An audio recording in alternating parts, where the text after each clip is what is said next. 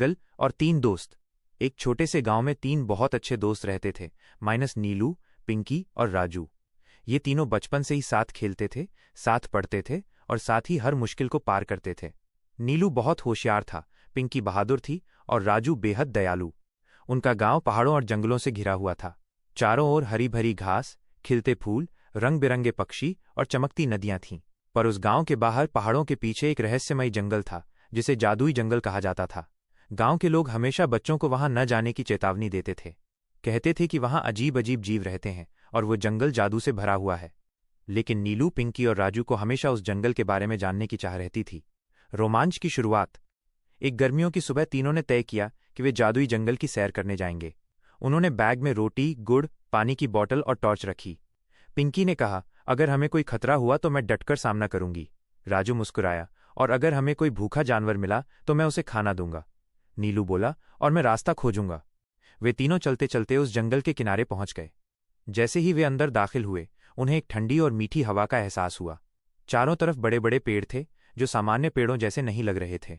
उनकी पत्तियां सुनहरी चमक रही थीं और तने पर अजीब सी लकीरें थीं, मानो कोई संदेश लिखा हो। बोलने वाला पेड़। थोड़ा आगे बढ़ते ही उन्हें एक विशाल बरगद का पेड़ दिखा।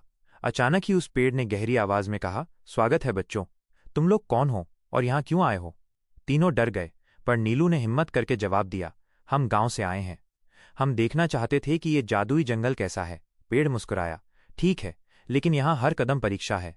अगर तुम सच्चाई, साहस और दया दिखाओगे तभी आगे का रास्ता मिलेगा।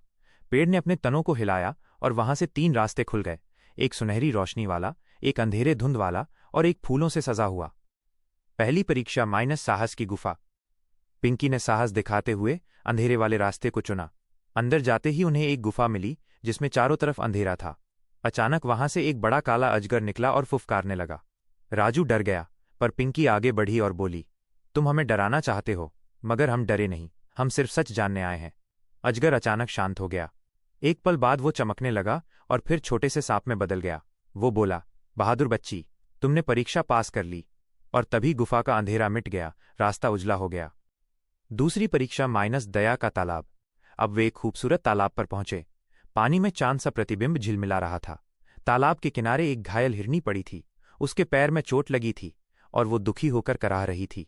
राजू तुरंत उसके पास गया और बोला, बेचारी, तुम तो बहुत दर्द में हो। उसने अपने बैग से कपड़ा निकाला और उसका घाव बांध दिया। उसने उसे पानी भी पिलाया। अचानक हिरनी उठी और चमकने लगी। फिर वो एक सुंदर परियों जैसी महिला में बदल गई और बोली, दयालु राजू, तुम्हारी करुणा ने मुझे आजाद कर दिया। तुमने ये परीक्षा पास कर ली। तीसरी परीक्षा माइनस बुद्धि की पहेली। आगे बढ़ते ही नीलू ने देखा कि रास्ते में पत्थरों से बनी दीवार खड़ी थी। उस पर लिखा था, आगे बढ़ना हो तो ये पहेली सुलझाओ माइनस। ऐसी कौन सी चीज है जिसे जितना बांटो उतनी ही बढ़ती जाती है? नीलू ने सोचा और बोला, ये है ज्ञान। जैसे ही उसने उत्तर दिया, दीवार गायब हो गई और सामने चमचमाता मार्ग खुल गया।